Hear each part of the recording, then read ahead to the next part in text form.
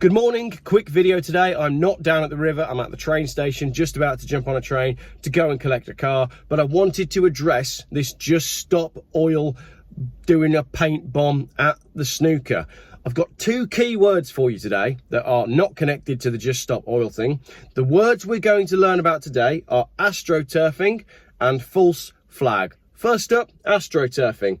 Astroturfing is a practice of masking the sponsors of a message or organisation to make it appear as though it originates from and is supported by grassroots participants. It's a practice intended to give the statements or organisations credibility by withholding information about the source of where it's come from. The term astroturfing is derived from AstroTurf, a brand of synthetic carpeting designed to look like real grass. As a play on the word grassroots, the implication behind the use of the term is that instead of true and natural grassroots effort behind the activity in question, there is a fake or artificial appearance of support. So, a astroturfed organisation would be an organisation that looks like it's natural and organic and grassroots, when actually it's being pushed by someone else for some sort of nefarious motive. For example, if I was, let's say, BP, what I would probably do is create the anti-BP movement and organisation so that I could control both sides of the message. The anti-BP organisation would be an astroturfed organisation that would look like a grassroots anti-BP organisation, but actually it's just me controlling the narrative. Second keyword for today, false flag. A false flag operation is an act committed with the intent of disguising the actual source of responsibility and pinning blame on another party.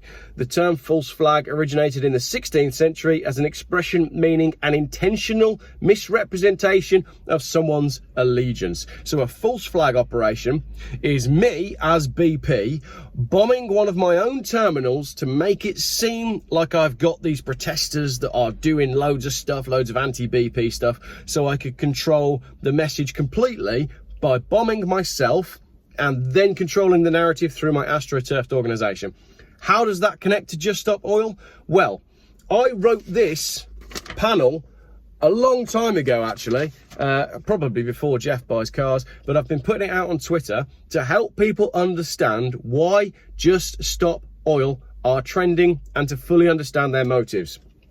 You need to understand that the goal of Just Stop Oil and Insulate Britain is not to make meaningful protest. They seek to undermine the meaning of all protests. These are astroturfed organisations. The goal is to have the biggest, most visual impact to make the general public believe that all protests are a nuisance, thereby diluting the effect and impact of real protests. Think of it like the boy who cried wolf. Sure, there is a wolf and he might be dangerous, but he's not half as dangerous as the leopard who's paying the boy to squeal about the wolf. So what we have Just Stop Oil making a gigantic hoo-ha, attacking sporting events, and there will be more of these.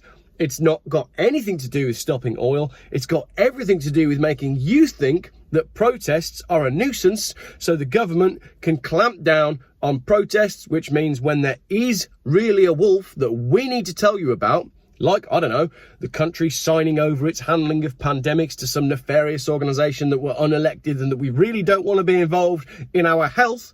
Like that, for example, when we put a protest on, you'll go, oh, it's just another one of those Just Stop Oil. What they're going to be doing next? Painting the snooker?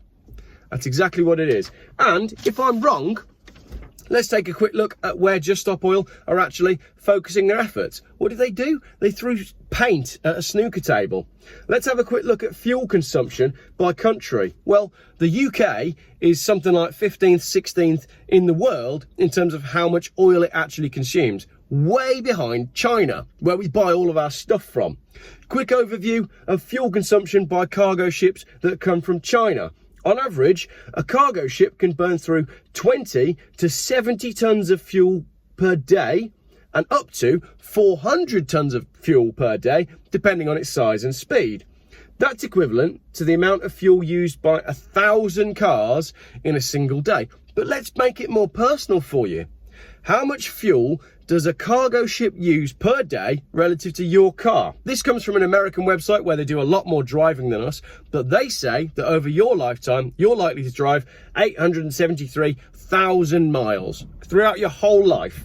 In that time, it's not my train, thankfully, in that time, your car is going to use 111 tons of fuel in its lifetime. The entire lifetime of a car, 111 tons. Cargo ship, 400 tons per day. How long does it take for a cargo ship to get from China to the UK? Well, Sheko to Felixstowe, 37 days. Qingdao to Felixstowe, 40 days. Tianjin to Southampton, 38 days. So 40 times 400 tons of fuel per day. It's quite a lot of fuel that cargo ships are using. So if Just Stop Oil are actually interested in stopping oil, they should really be focusing their efforts on China and on the ports and on how much oil is being consumed by the shipping industry. We'll roll with that. Okay, that's fine. I've got to go get my train. New car arriving, and it absolutely doesn't use 400 gallons of fuel per day. And it's also another extremely high mileage Volvo, thereby saving the planet by stopping new cars from being built just by the fact that this car still exists. And I've also saved this car twice. This is the second time that I am saving this car. So there we go. I'm off to China to go and collect my brand new electric car, which incidentally, why has there been no fires so far on cargo ships? These ships that are bringing the Chinese electric cars over.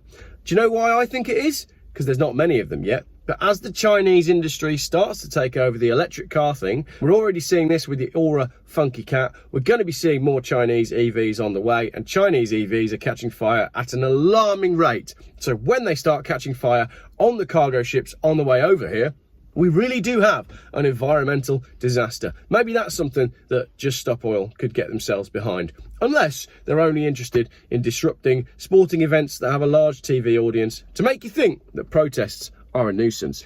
Best thing you can do about Just Stop Oil? Just say no, just ignore them. Same with Insulate Britain. Do you remember Insulate Britain was super gluing themselves to the floor to make sure people had, I don't even know, insulation?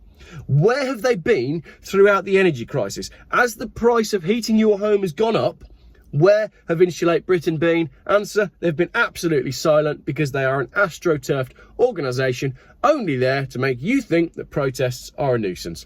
Sorry for a bit of a rambly round the houses video. I must go catch my train. Speak to you later.